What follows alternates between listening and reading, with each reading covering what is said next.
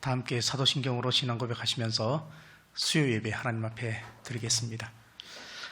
나는 전능하신 아버지 하나님 천지의 창조주를 믿습니다.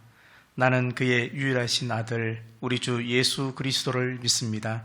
그는 성령으로 잉태되어 동정녀 마리아에게서 나시고 본디오 빌라도에게 고난을 받아 십자가에 못 박혀 죽으시고 장사된 지 사흘 만에 죽은 자 가운데서 다시 살아나셨으며 하늘에 오르시어 전능하신 아버지 하나님 우편에 앉아 계시다가 거기로부터 살아있는 자와 죽은 자를 심판하러 오십니다. 나는 성령을 믿으며 거룩한 공교회와 성도의 교제와 죄를 용서받는 것과 몸의 부활과 영생을 믿습니다. 아멘. 찬송가 494장입니다. 찬송가 494장.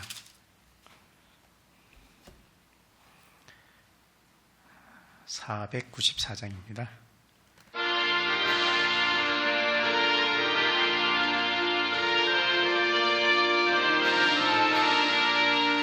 만세반석 열리니 내가 들어갑니다.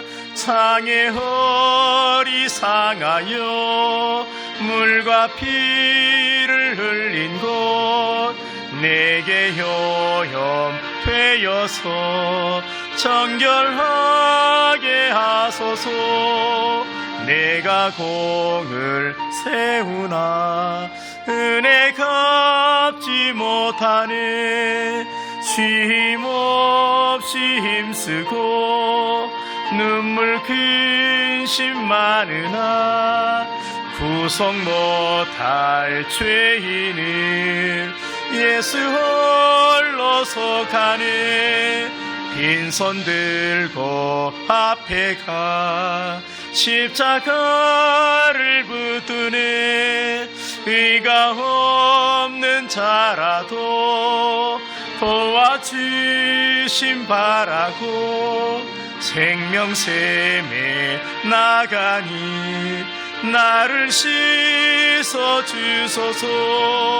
살아생전 숨쉬고 세상 떠나서 거룩하신 주 앞에 끝날 심판당할 때 만세반석 열리니 내가 들어갑니다. 아멘. 하나님 말씀 베드로전서 1장 1절부터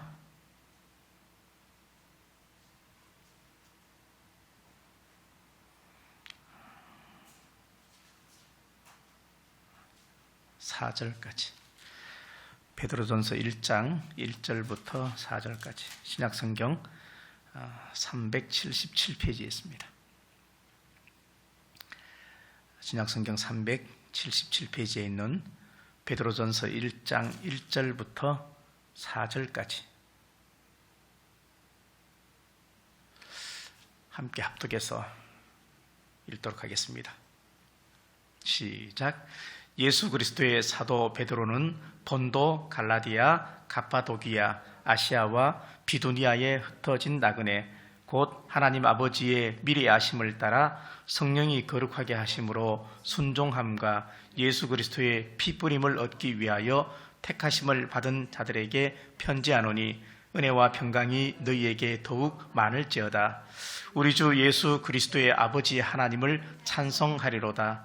그의 많으신 긍휼대로 예수 그리스도를 죽은 자 가운데서 부활하게 하심으로 말미암아 우리를 거듭나게 하사 산소망이 있게 하시며 썩지 않고 더럽지 않고 쇠하지 아니하는 유업을 잊게 하시나니 곧 너희를 위하여 하늘에 간직하신 것이라. 아멘. 교회 소식입니다. 코로나가 조금 진정세가 좀 있긴 하겠지만 그래도 사회적 거리 두기가 2단계로 또 0.5단계 내려왔습니다. 그래도 예배는 비대면 예배로 결정이 되어졌습니다. 사실 많은 이야기가 있습니다. 그러나 오는 주까지 우선은 오는 주까지는 비대면 예배로 그렇게 드리도록 하겠습니다. 성경 필사 아마 이제 조금씩 진도가 꽤 나갔을 거다 생각을 하는데 그래요. 뭐 오늘 조금 미뤄졌다 해도 내일 또 힘을 내서 또 써보시고 어제 미뤄진 거 오늘 조금 더 짐이 좀 무겁겠지만 또 좀 더 써보시고 그렇게 해서 계속 말씀 속에서 주는 은혜 붙잡고 자꾸 밀어내시기 바랍니다. 자꾸 숙제인데 짐처럼 느끼지 마시고 즐거운 마음으로 그렇게 하셨으면 참 좋겠다 생각을 합니다. 이번 주 안에 아마 셀 조직을 이제 발표를 하려고 합니다. 저희가 개척한 지 이제 약 한 2년 가까이 되면서 특별히 셀 조직을 저희가 굳이 하지 않았지만 이제 지금쯤은 해야 하겠다 하는 마음이 들어서 셀 조직을 단톡을 통해서 이렇게 공지를 하도록 그렇게 하겠습니다. 살펴보시면 그렇게 우리 셀이 그렇게 많지 않습니다. 보시면서 일주일에 한 번 정도 그 예배는 대변 예배가 아니지만 그래도 연락도 하시고 한번 좀 또 만나시고 또 교제도 하시고 그렇게 사회적 거리두기는 있지만 마음의 거리는 가까워지려면 이런 만남들이 필요하겠다 생각을 합니다. 그래서 잘 좀 살펴보시고 혹시 마음에 들지 않은 사람이 내 셀에 들어와 있다 뭐 그렇게 생각하지 마시고 함께 섬기는 마음으로 이렇게 잘 또 함께 동력했으면 좋겠다 그렇게 생각을 합니다.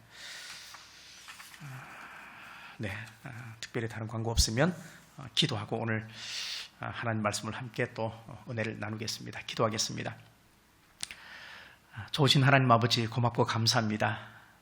항상 하나님의 은혜가 고맙고 감사합니다.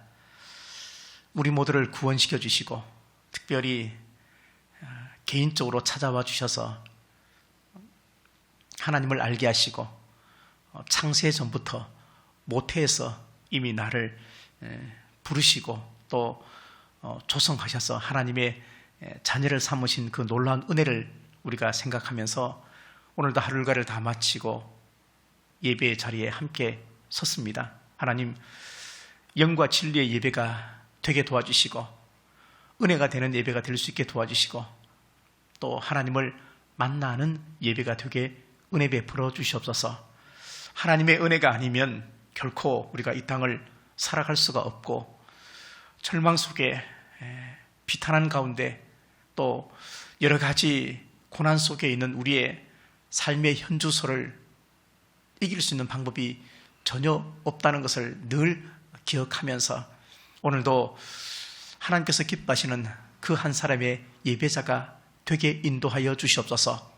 이 예배가 진정 짐이 되지 않게 하시고 이 예배가 마치 숙제처럼 우리가 하는 것이 아니라 살아계신 하나님의 은혜를 생각하면서 마땅히 여호와의 이름을 송축하고 예수 그리스도의 이름으로 모여서 드려지는 예배가 되게 도와주시고 두세 사람이 내 이름으로 모인 곳에 내가 너희와 함께 하겠다 약속하신 그 약속의 말씀을 오늘도 부여잡고 신실하게 주 앞에서는 예배의 자가 되게 은혜 베풀어 주시옵소서. 말씀을 전하고 듣겠사오니 하나님 주의 성령께서 전하는 종의 마음이나 듣는 우리 모든 성도들 마음 속에 충만함으로 역사하시고 또 성실함으로 역사하시고 그래서 하나님의 거룩하시고 온전하신 진실하신 그 성품을 우리가 다 본받아서 환난 많고 고난 많은 이 시대에 방랑자로 살지 않게 도와주시고 나그네로 또 돌아갈 곳이 있는 천국을 본향 삼아 사는 우리 모든 믿음 있는 성도들이 되게 은혜 베풀어 주시옵소서. 하나님 함께 하실 줄 믿사옵고 예수 그리스도의 이름으로 감사하며 기도하옵나이다. 아멘.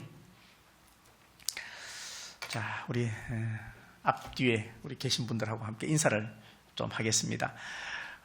가족끼리 예배를 드리실 수도 있고, 근데 자, 먼저 이렇게 한번 인사하겠습니다. 그래도 이렇게 뭐에도 순서가 있다 그랬으니까 하나님한테 먼저 인사할 때 이렇게 입술로 고백하면 참 좋을 것 같아요.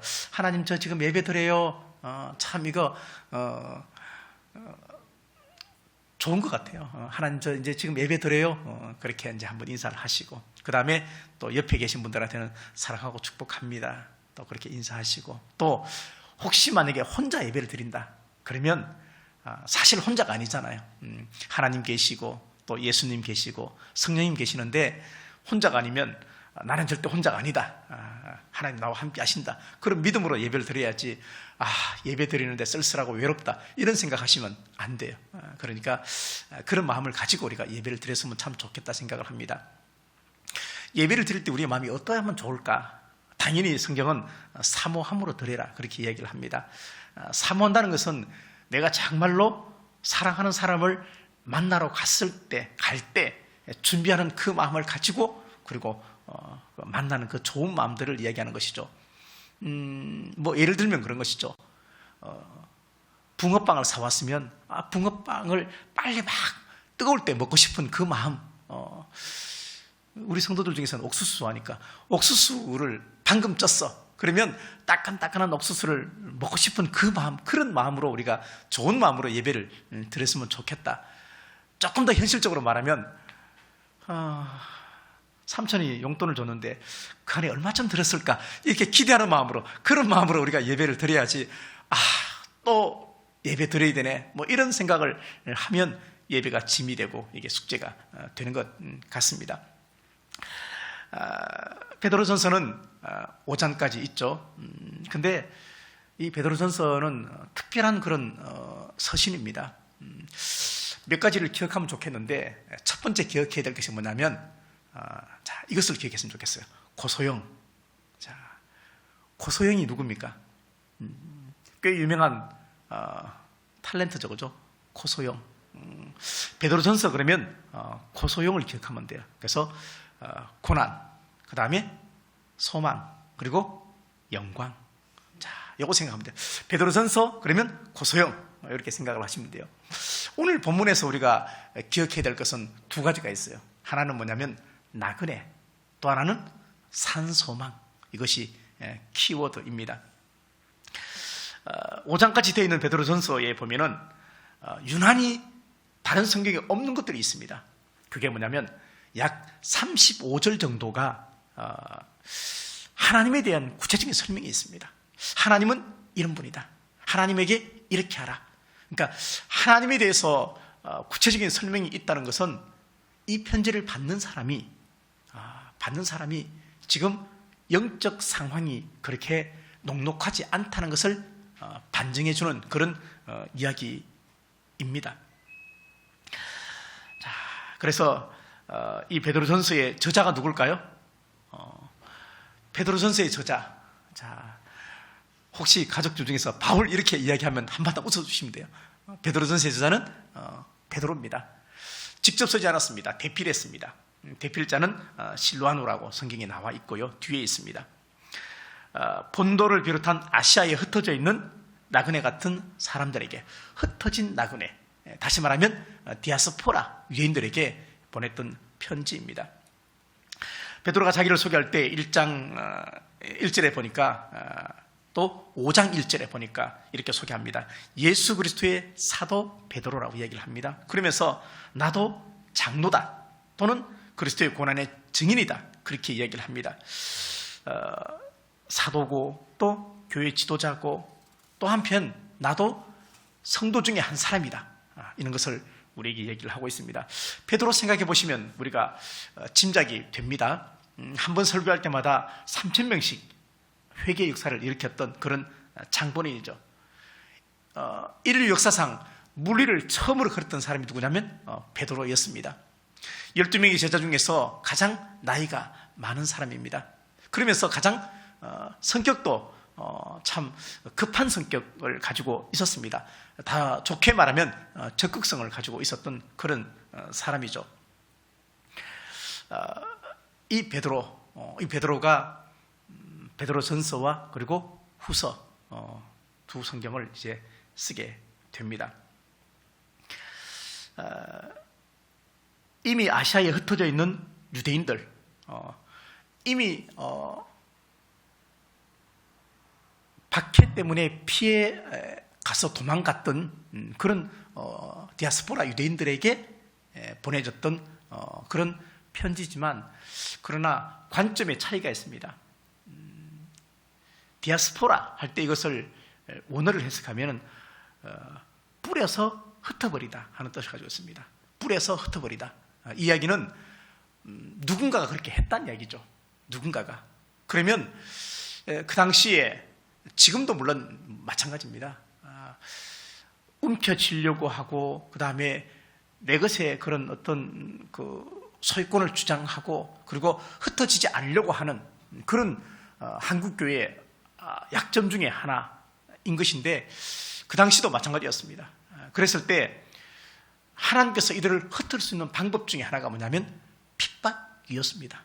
그러다 보니까 세상 사람이 봤을 때는 고난 때문에, 핍박 때문에 흩어졌다, 도망갔다, 그렇게 말하겠지만, 하나님의 입장에서는 흩어 뿌린 겁니다.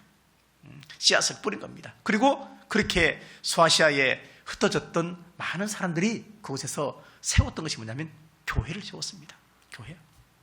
마치 한국 사람들이 외국에 가면 한 5명, 10명만 모이면 그 다음에 교회를 세우는 것과 비슷합니다.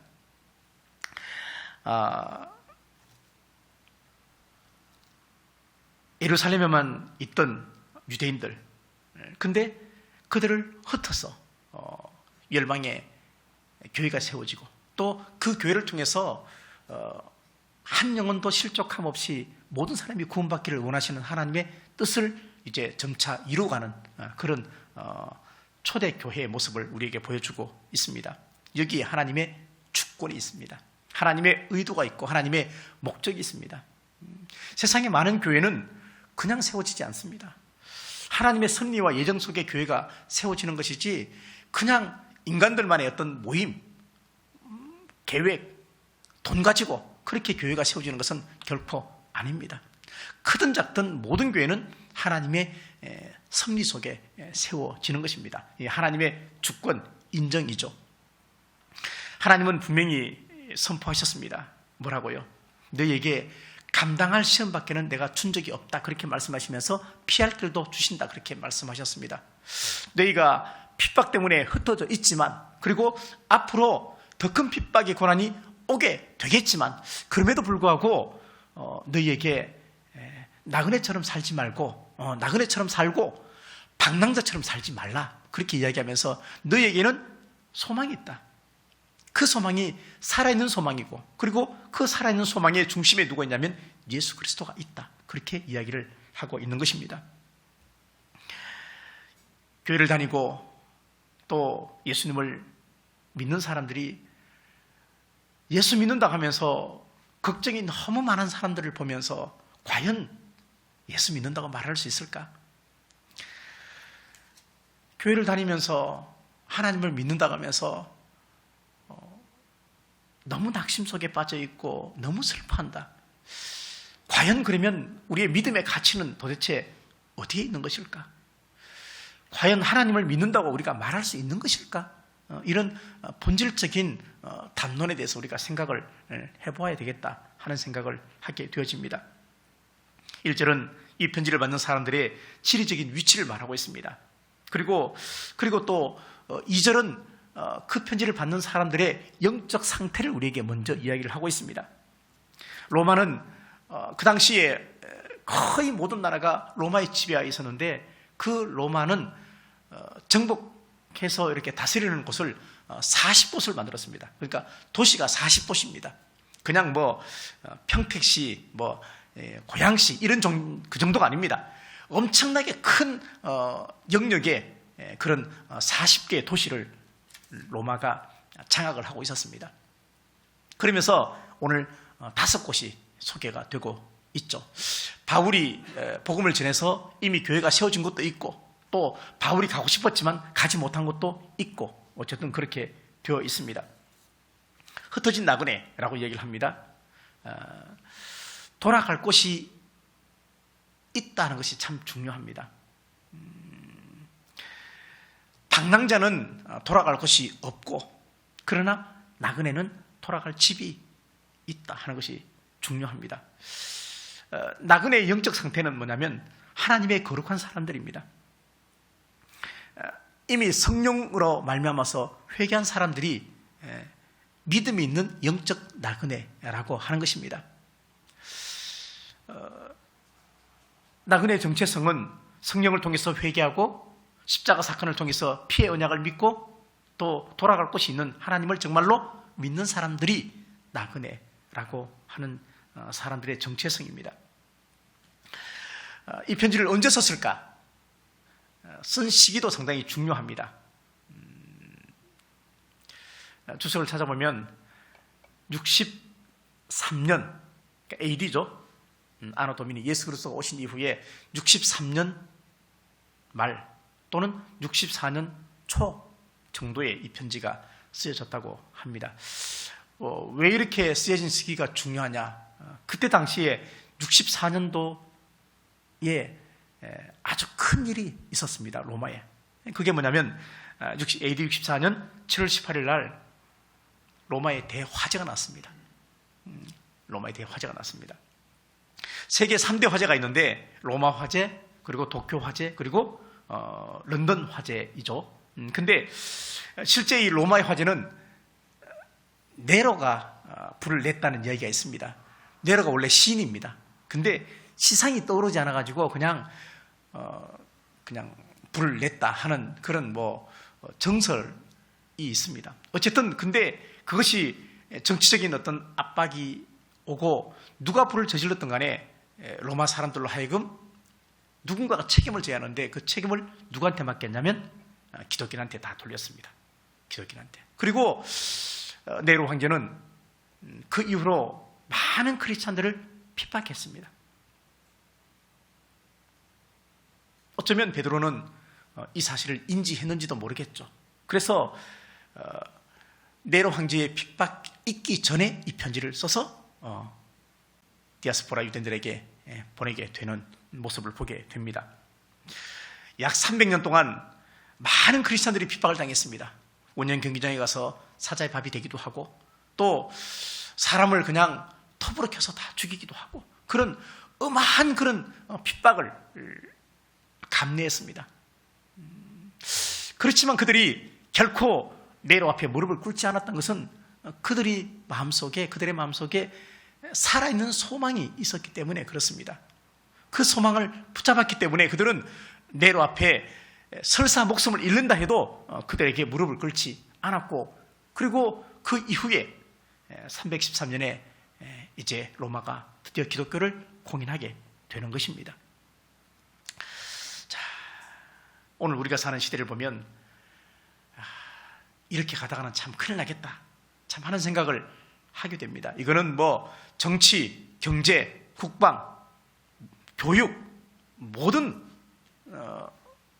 사회 전반의 모든 국가적인 어떤 체계가 지금 흔들리고 있는 것처럼 보여지기도 합니다. 비난이, 그리고 불통이, 그리고 갑질이 있고, 그리고 힘을 가진 자와 가지지 못한 사람들의 어떤 그런 서로의 불편함들을 가지고 있습니다. 종교를 가진 사람과 종교를 가지지 못한 사람의 서로의 불편함을 우리가 호소합니다. 그러나 이것을 풀 수 있는 방법이 참 없습니다. 과연 지금 닫혀진 예배당의 문을 누가 열 수 있을 것인가? 여러 가지로 참 쉽지 않은 시대에 살아가고 있습니다. 그러다 보니까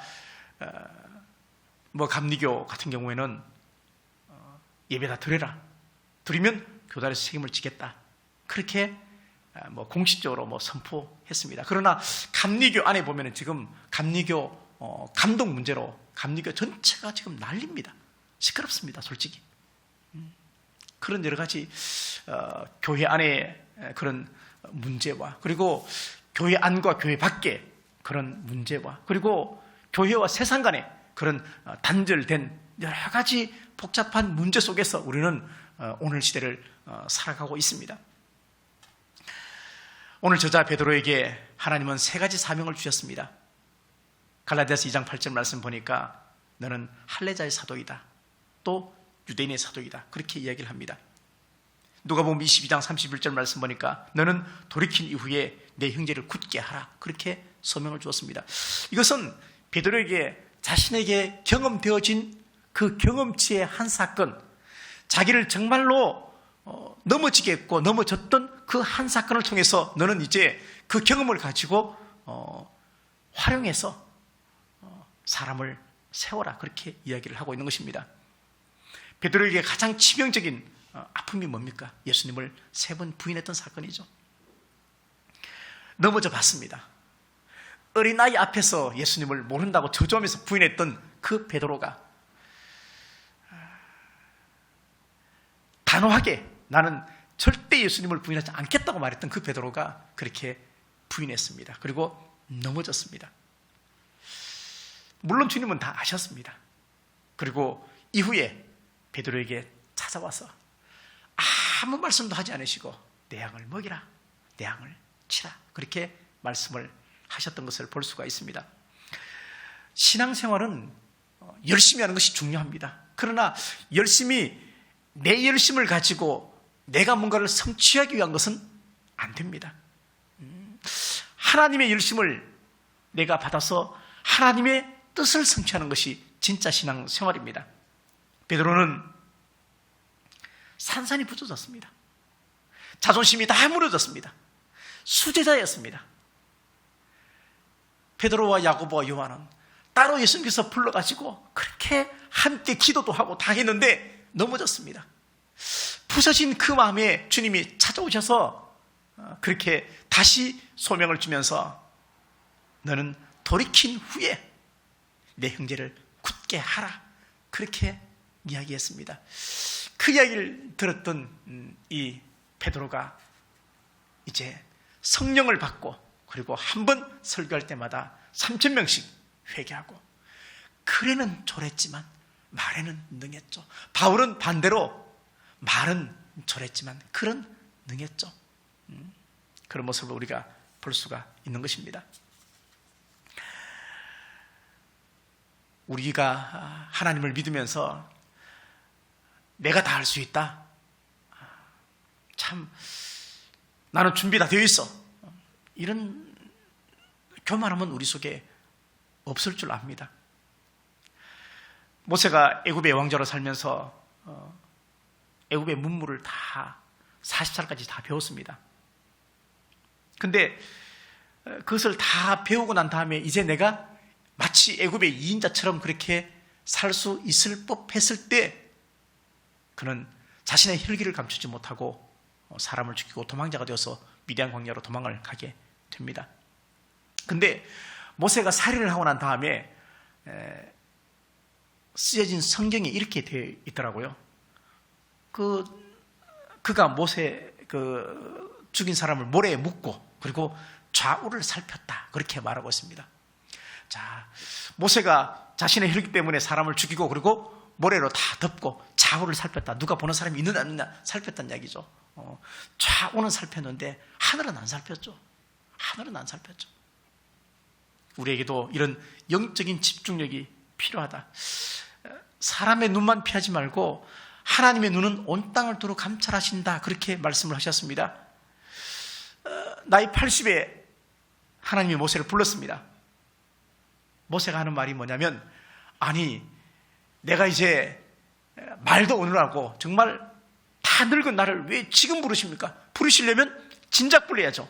그렇게 말했을 때 이것은 아직도 모세가 덜 깨어진 모습인 것입니다. 자, 우리가 기도 생활을 통해서 또 신앙 생활을 통해서 알 수 있는 영적 진리 가운데 하나가 뭐냐면, 내가 다 포기하고 내려놓았을 때 하나님이 일하신다는 겁니다. 우리가 살면서 신앙생활 하면서 힘을 빼는 것이 상당히 중요합니다. 우리가 운동을 하거나 아니면 또 물에 빠졌을 때 사람을 건질 때 힘이 뻣뻣한 사람은 같이 빠져 죽죠. 그렇죠? 권투 선수들도 보면은 두 주먹에 힘을 주면서 때리는 것 같지만 절대 그렇지 않습니다. 주먹을 내뻗을 때 자신의 힘을 빼고 하게 되는 것을 보게 됩니다. 노래할 때도 마찬가지고 싸울 때도 경기할 때도 마찬가지입니다. 신앙생활 하면서 힘 빼는 거 상당히 중요합니다.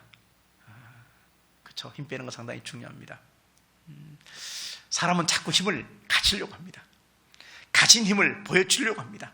가진 힘을 사용하려고 합니다. 이게 사람의 죄성이죠. 자꾸 자랑하려고 합니다. 내가 과거에 또는 지금 내가 가지고 있는 어떤 힘을 자랑하려고 하는 것이 사람의 본성이고 죄성인데, 성경은 끊임없이 우리에게 겸손하라, 그리고 온유하라, 다 힘 빼란 이야기입니다. 바울이 매일매일 죽는다, 힘 빼란 이야기입니다. 목에 힘 주지 마라 하는 이야기를 그렇게 이야기를 하고 있는 것입니다. 3절 말씀을 우리 다 같이 한번 읽어볼까요? 3절 같이 말씀을 읽어보겠습니다. 3절에 우리 이렇게 기록되어 있습니다. 같이 읽겠습니다. 우리 주 예수 그리스도의 아버지 하나님을 찬송하리로다. 그의 많으신 긍휼대로 예수 그리스도를 죽은 자 가운데서 부활하게 하심으로 말미암아 우리를 거듭나게 하사 산 소망이 있게 하시며 라고 되어 있습니다. 소망과 희망의 차이를 우리가 좀 발견했으면 좋겠습니다. 소망은 내가 주체가 아니고 하나님이 주체입니다. 희망은 내가 주체입니다. 내가 뭔가 할 수 있다 하는 것이 희망이죠. 이 희망은 모든 사람이 다 가집니다. 예수를 안 믿는 사람도 희망 가운데 삽니다. 희망가라는 노래도 있지 않습니까? 내가 열심히 살고 그리고 그 결과 무언가를 얻어질 것을 예상하면서 그렇게 살아가는 것이 희망을 가진 사람들의 모습이죠. 그러나 소망은 그렇지 않습니다. 소망은 내가 주체가 아닙니다. 나는 지금 절망 속에 있지만, 나는 막혀있지만 나 외에 믿는 어떤 한 존재를 통해서, 그분이 어떤 공급하심을 통해서 내 것이 회복되는 것입니다. 다시 말하면 희망은 내가 나를 이렇게 세워야 됩니다. 넘어졌는데 내가 내 손 짚고 일어나야 돼요. 그러나 소망은 일으켜주는 존재가 있다는 얘기죠. 우리는 소망을 가진 사람이 되어야 합니다. 희망은 모든 사람이 다 가지는 것입니다. 그러나 소망은 모든 사람이 가지는 것이 결코 아닙니다. 그래서 희망은 이루어질 수도 있고 이루어지지 않을 수도 있고, 그러나 소망은 반드시 이루어집니다. 하나님을 믿는 사람은 희망 때문에 사는 것이 아니고 소망 때문에 살아가야 합니다. 코로나 시대, 지금 시대도 마찬가지입니다. 언젠가는 코로나가 없어지겠지, 그런 희망 아니죠. 소망을 가지고 살아야 되겠다. 근데 산소망 이렇게 말합니다. 하나님이 우리 소망의 출발점이다 하는 것을 이야기를 하고 있습니다. 예수님께서는 그 소망을 이루시기 위해서 십자가 위에서, 성경은 이렇게 말하죠. 단번에 죽어주셨다 그렇게 말합니다. 단번에. 예수님이 2번, 3번, 4번 죽으신 게 아니고 단번에 죽어주셨다. 이 말은 이례적인 한 사건이지만 이 사건이 구원의 온전한 사건이다 하는 것을 얘기하는 것입니다. 예수님의 십자가 사건은 단번에 죽어주셨기 때문에, 단번에 하는 말은 뭐냐면 이 예수님의 구원 사건을 다시 바꿀 수 있는 또 다른 제2의 십자가 사건은 없다는 것을 이야기하고 있습니다. 그래서 지금 대한민국에 있는 자기가 예수라고 하는 모든 사람은 다 거짓, 다 가짜입니다. 단번에 죽어주신 예수님의 십자가, 이 사건이 오직 유일한 구원의 사건이기 때문에 그들의 말은 다 거짓말이고 다 허구고 가짜라는 이야기입니다. 어려울 때 우리는 우리의 정체성을 더 확실하게 했으면 참 좋겠습니다. 하나님의 예정과 섭리를 믿어야 되겠고, 하나님의 계획하심을 우리가 믿지 않으면 누가 믿겠습니까? 하나님을 믿지 않는 사람에게 가서 야, 하나님이 살아있어 그렇게 말하면 웃기는 소리 하지 마라 그럽니다. 근데 하나님을 믿는 우리가 하나님이 살아계시다는 것을 믿지 않으면 누가 하나님을 살려내겠습니까? 우리가 하나님 앞에 영광을 돌립니다. 그러나 어떤 면에서 보면은 하나님은 우리가 영광을 돌리지 않아도 하나님은 스스로 영광을 받으십니다. 왜? 하나님의 존재 자체가 이미 영광입니다.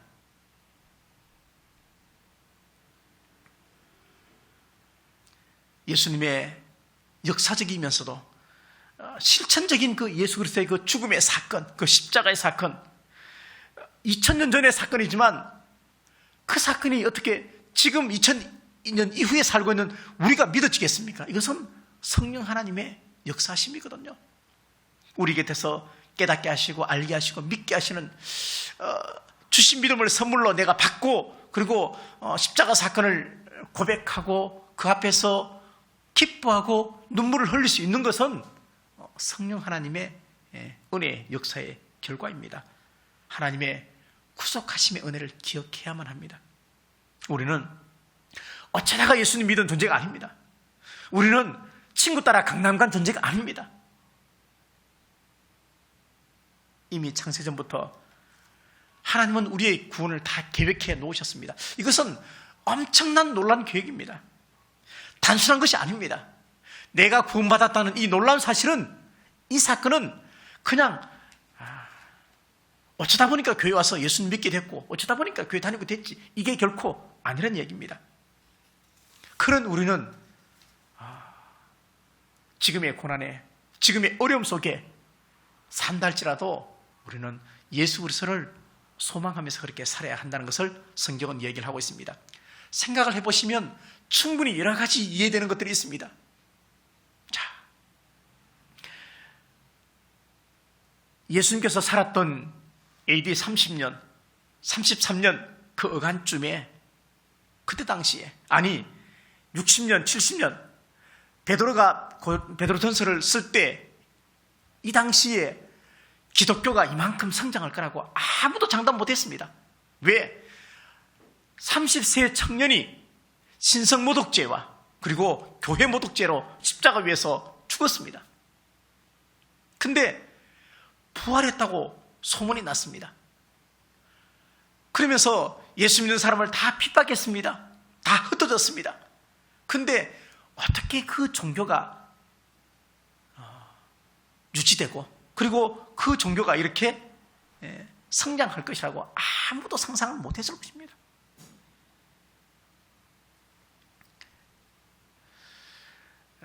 세계에 10대 박해가 있습니다. 10가지 박해, 10대 박해가 있는데 그 중에 하나가 뭐냐면 네로의 박해입니다. 어마어마했죠. 지금 우리가 사는 시대하고 비교하면 정말 끔찍하고, 우리는 작은 일에, 조그만 일에도 우리가 참 고난을 이기지 못하는 경우도 없지 않아 있지만, 터키에 가면은 데림쿠유라는 게 있습니다. 데림쿠유, 인터넷 찾아보시면 나올 건데, 데림쿠유. 근데 이것은 지하도시입니다. 지하도시. 박해를 피해서 지하에다가 땅굴을 파서 이렇게 살았던 사람입니다. 그런 도시인데 그냥 일반 땅굴이 아닙니다.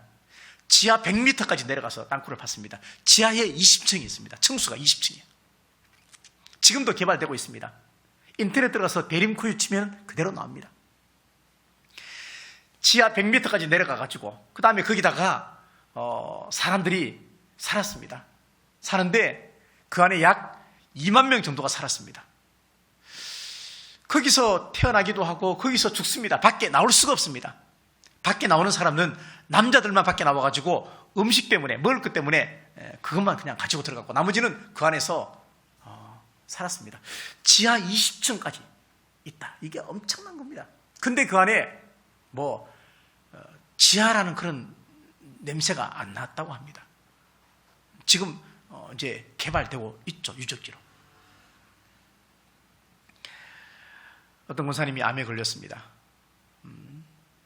요즘은 워낙 흔한 게 암이어서. 근데 친구 권사님이 암에 걸렸다는 이야기를 듣고 너무 절친이고, 그래서 위로해 주려고 전화를 했더니만도 전화도 안 받는 거예요. 얼마나 낙심이 될까. 우리가 힘든 일이 있으면 전화도 안 받죠. 잠수 타잖아요.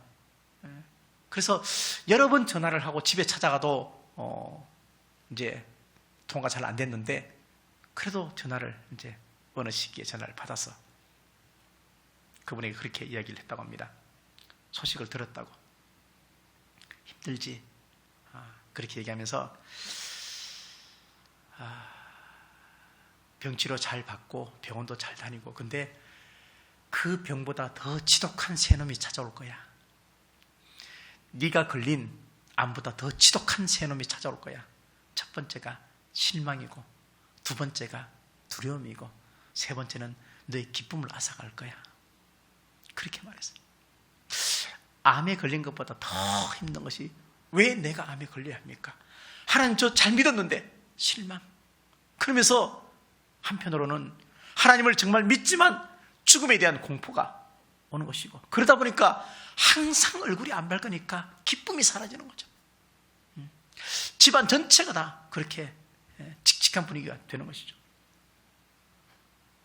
그래서 이 권사님은 그 친구 권사한테 암과 싸우지 말고 실망과 싸우고 두려움과 싸우고 그리고 기쁨을 회복해라, 그렇게 이야기하면서 너 주변에 많은 사람들이 기도하고 있다, 괜찮다, 너는 혼자가 아니다, 그렇게 이야기를 해줬다고 합니다. 3절에 하나님을 찬송하라 그렇게 말합니다. 고난이 와도 하나님을 찬송하라 그렇게 말합니다. 어려움이 와도 찬송하라 그렇게 말합니다. 지하 100m에 가서 살아도 햇빛을 전혀 보지 못하고 죽는다 해도 하나님을 찬송하라 그렇게 이야기를 합니다. 왜 그렇습니까? 예수 그리스도가 산 소망이기 때문에 우리는 찬송하며 살 수 있어야 한다고 이야기를 합니다. 그것이 믿음이라고 오늘 베드로는 우리에게 이야기를 하고 있습니다. 너희가 방랑자가 아니라면, 너희가 나그네라면, 너희가 믿음 있는 나그네라면 그렇게 살아야 한다고 그렇게 강조를 하고 있습니다. 레온 플라이셔라는 사람이 있습니다. 레온 플라이셔, 피아니스트입니다. 16살 때 뉴욕 필하모니하고 협연을 했습니다. 그리고 17살 때 카네기홀에서 홀로 연주를 했습니다. 그래서 그의 별명은 천재 피아니스트입니다. 근데 그 오른손에 마비가 왔습니다. 피아니스트가 오른손에 마비가 왔다. 이거는 뭐 끝장인 것이죠. 100년 전으로 돌아가 보겠습니다. 100년 전에 비트겐슈타인이라는 사람이 있었습니다. 비트겐슈타인. 근데 비트겐슈타인이 피아니스트인데 그가 이 음악 세계에 나왔을 때 뭐라고 말했냐면 그렇게 말했습니다. 죽었던 모차르트가 살아왔다, 그렇게 말했습니다. 그만큼 천재였습니다. 근데 1차 대전에 참여한 이후에 오른손을 절단되었습니다. 총알을 맞아가지고 절단됐습니다. 10년 동안 방황했습니다. 그러다가 그 모리스 라벨이라는 사람한테 가서, 작곡가입니다. 모리스 라벨 찾아가서 정말 나는 피아노를 치고 싶다. 그래서 나는 오른손이 없는데 왼손만을 위해서 왼손 한 손만 가지고도 칠 수 있는 피아노를 이렇게 작곡을 좀 해줄 수 있겠느냐, 그렇게 물었을 때 왼손을 위한 D장조라는 곡을 하나 이렇게 받게 됩니다. 이게 인터넷 보니까 영상이 있더라고요. 왼손만 가지고 이렇게 치는 거예요. 근데 이 사건 이후에 왼손만을 위한 피아노 연주곡이 100곡 이상 나옵니다. 그러면서 양손을 다 쓰는 사람도 일부러 오른손 안 쓰고 왼손만 가지고도 연주를 합니다. 자, 다시 레온 플라이셔, 오른손에 마비가 와서 오른손을 사용을 못했습니다. 작곡가가 되었습니다. 근데 의학의 도움을 가지고 이제 오른손이 다시 회복이 되면서 첫 번째 들고 나온 피아니스트 곡이 뭐냐면 두 손으로 투 핸즈라고 해서 그 곡을 가지고 나왔습니다. 그리고 그걸 가지고 상도 받게 됩니다. 정말로 피아노를 사랑하니까, 정말로 연주가 하고 싶으니까 방법을 찾더라고요. 정말로 예수님을 믿는 사람들은, 정말로 하나님을 잘 믿으려고 하는 사람들은 고난 속에 함몰되지 않습니다. 살아갈 수 있는 방법을 찾습니다. 인간적인 방법을 찾는 것이 아니고 영적인 방법을 찾고 말씀 안에서 찾고 하나님 안에서 소망을 발견하게 된다는 이야기입니다. 여러분 우리가 살면서 예수님이 정말로 내 소망이다 하는 생각을 해본 적이 있습니까? 정말로 어려웠을 때, 정말 힘들었을 때, 예수님 외에는, 정말로 하나님 외에는 이 문제 해결해 주신 사람이 없다, 그런 생각을 해본 적이 있습니까? 해보셔야 됩니다. 해야 합니다.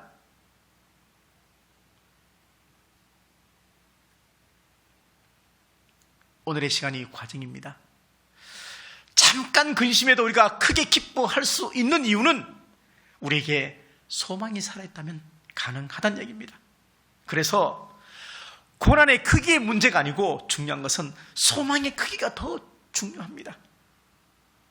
고난의 크기가 얼마만큼 크냐 따라서 우리를 넘어지게 하는 것이 아니고 소망의 크기가 얼마만큼 크냐 따라서 우리는 다시 일어설 수가 있다는 얘기입니다.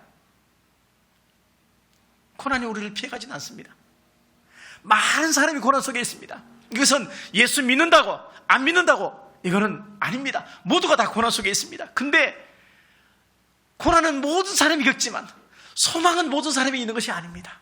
소망은 하나님을 신뢰하는 사람에게 주는 믿음의 열매가 소망입니다. 그래서 고난은 평범한 우리들의 이야기입니다. 우리 모두가 동일하게 겪는 것이 고난이라는 얘기죠. 근데 중요한 것은 뭐냐면 예수님이 우리에게 영원한 소망이 되었다는 것은 우리는 이겨놓고 싸운다는 얘기입니다. 이겨놓고 싸운다는 얘기예요. 네로가 그렇게 핍박했을 때 원형 경기장에서 죽었던 그 사람들은 이 성경책도 없었습니다. 일의 결과를 다 보지 못했습니다. 그러나 우리는 예수님이 소망이 되시고 그리고 또 정경화된 60조건의 성경이 있고 하나님 말씀이 있고 그 말씀을 믿고 살아가는데 하나님을 믿는다고 하면서 믿음의 소망이 없다면 과연 우리는 하나님을 믿는 것일까요? 여기에 대해서 우리는 분명히 자문자답해야 한다는 것입니다. 우리나라는 코로나가 끝나고 난 이후에 아마 지금도 개인 빚이 많지만 어린아이가 한 명 태어나면 1억 5천만 원 빚을 딱 가지고 태어난답니다. 애가 딱 태어나면 그냥 1억 5천 빚이 남고 태어나는 거예요. 우리나라가 그만큼 이제 국가 부채가 많아졌다는 얘기입니다. 안타까운 일이죠. 내가 가진 것이 참 많이 있어요. 내가 부자예요. 내가 건강해요. 근데 내가 부자고 건강하고 가진 것이 많은 것 때문에 하나님과 멀어진다면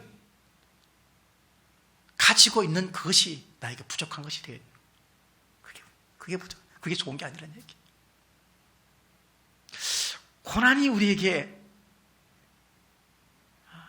낙심을 주지만 고난 때문에 우리가 넘어져서는 안 된다는 얘기예요. 고난이 와도 고난이 더 강할수록 새벽 미명이 될수록 우리는 예수님을 붙잡는 힘을 더 키우면 그것을 통해서 충분히 역전의 인생을 살 수가 있는데 마치 십자가 위에서 죽으셨고 3일 동안 무덤에 갇혀 있었지만 3일 이후에 부활하신 그 예수님을 우리가 생각한다면 우리는 충분히 믿음 없는 방랑자가 아니고 믿음을 가진 나그네처럼 살 수가 있게 되어진다는 이야기입니다. 코로나 시대 1등 공신이 누굴까? 코로나 시대 1등 공신은 정은경, 그렇죠. 질병관리청으로 성장했죠. 성장했죠. 요즘 매스컴에 또 그런 이야기도 나오더라고요. 질병관리청으로 습격하면서 문재인 대통령이 직접 가서 차관인데 불구하고 직접 가서 그 임명장을 수여했다고 그런 적이 한 번도 없었는데 뭐 격려 차원에서 나쁘지 않는데 또 한편에서는 그 자리에서 거리 지키기를 안 했다고 해서 사회적 거리 지키기 안 했다고 그래서 지금 대정부 질문에서 그런 얘기 나왔죠. 보니까 한 100명이 있는 거예요, 그 안에. 그래가지고 그거 벌금 매겨야 된다고. 그렇게 얘기하니까 또 새로운 사실이 하나 있어요.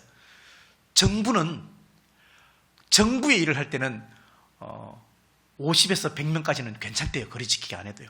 그렇게 돼 있더라고요. 그래서 정부는 안 해도 되는구나. 정부 일을 할 때는 국민은 또 하라고 하는구나.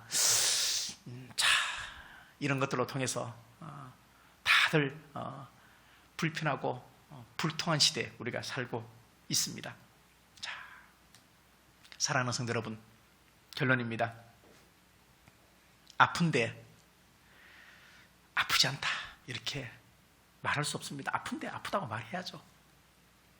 힘든데 때로 힘든 거 감춰도 또 괜찮습니다. 근데 중요한 것은 힘들고 어렵고 아파도 다 말할 수 없고, 아니 또 말해도 괜찮지만 하나님을 믿는 사람은 소망만큼은 품고 살아야 됩니다. 그 소망의 중심에 예수 그리스도가 있어야 한다는 얘기입니다. 만약에 그것이 없다면, 소망이 살아있지 않다면 우리의 신앙은 정말 헛것입니다. 헛것입니다.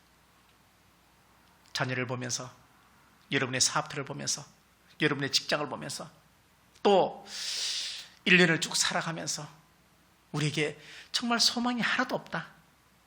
그러면 어떻게 살겠습니까? 잘 될 것이다 하는 긍정의 믿음이 없어도 우리가 참 어려운데, 예수 그리스도의 소망이 없다면 우리가 어떻게 이 땅을 살아갈 수가 있겠습니까?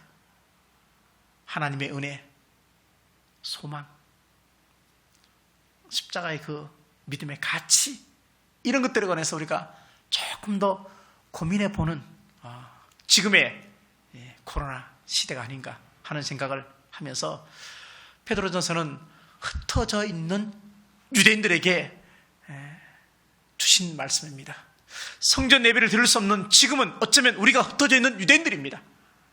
여러분이 있는 삶의 현장에서 믿음의 가치를 드러내시면서 온난 예배를 통해서, 성경 필사를 통해서 하나님의 뜻을 잘 분별하셔서 주님이 정말로 기뻐하는 삶을 살아가는, 내가 주인처럼 내 마음대로 사는 것이 아니고 돌아갈 곳이 있는 천국 시민권을 받은 나그네처럼, 돌아갈 집이 있는 그런 나그네처럼 사는 복된 우리 모든 성도들이 다 되시기를 간절히 바라겠습니다. 찬송가 한 장 부르고, 찬송가 488장입니다. 찬송가 488장.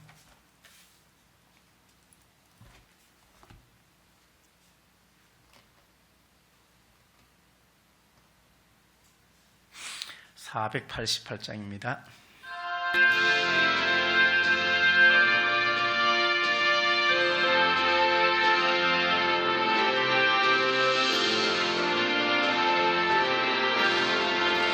이 몸의 소망 무언가 우리 주 예수뿐일세.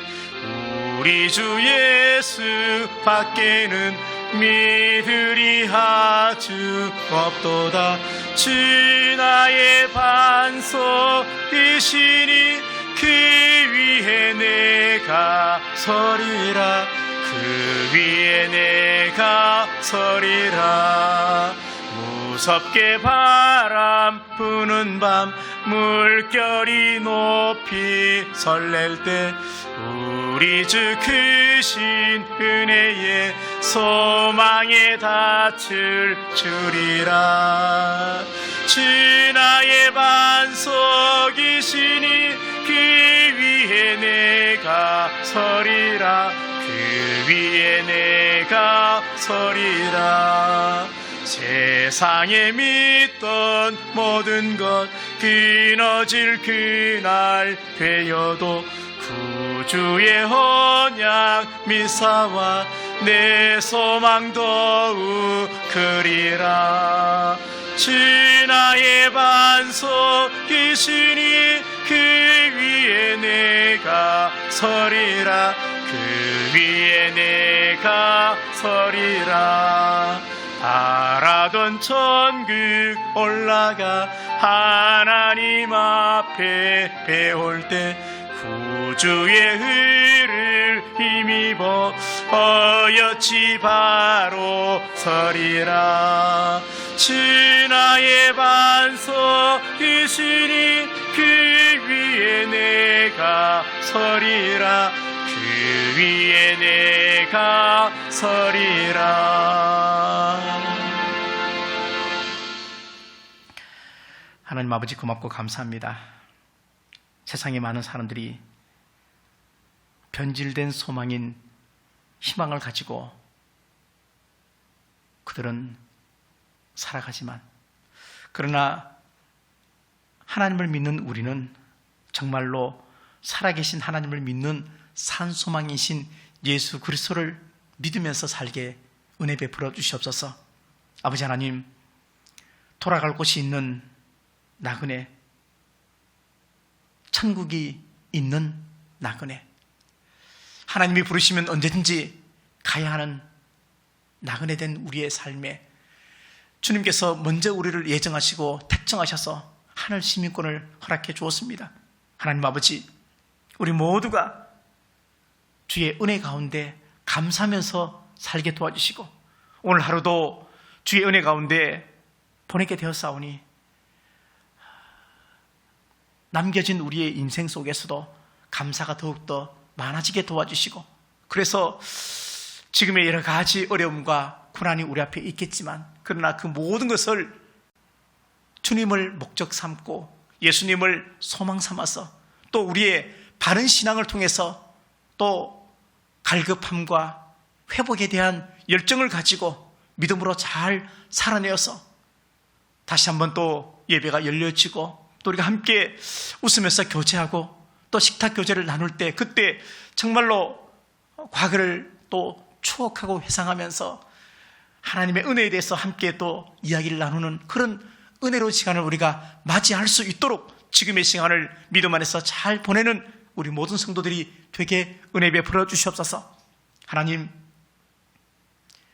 연약하고 부족한 개척교회를 섬기지만, 그러나 우리 안에 믿음에 대한 가치는, 예수 그리스도에 대한 은혜의 소망은 누구보다도 크고 또 주님의 참 제자로서 정말 능력을 가지고 살아가야 한다는 것을 다시 한번 깨닫고 이 땅을 지금의 시간을 잘 보낼 수 있도록 하나님 은혜 베풀어 주시고, 성령께서 주시는 날마다 그 선한 마음을 품고 주님이 바라시고 원하시는 삶을 우리가 살아낼 수 있도록 하나님 은혜 베풀어 주시옵소서. 연약한 자, 또 은혜가 필요한 자, 믿음이 더 담대해져야 하는 자, 또 우리 사랑하는 자녀들 모두에게 그리스도의 영이 충만해서 하나님의 영광된 삶을 살고 믿음으로 살아가기에 조금도 부족함이 없는 마중물 선교교회 모든 성도들이 다 되게 은혜 베풀어 주시옵소서.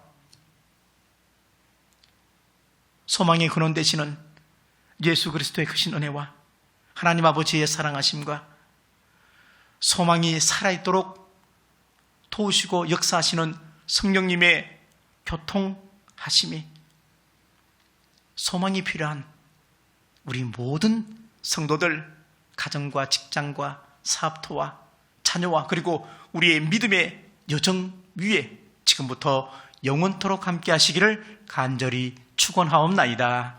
아멘.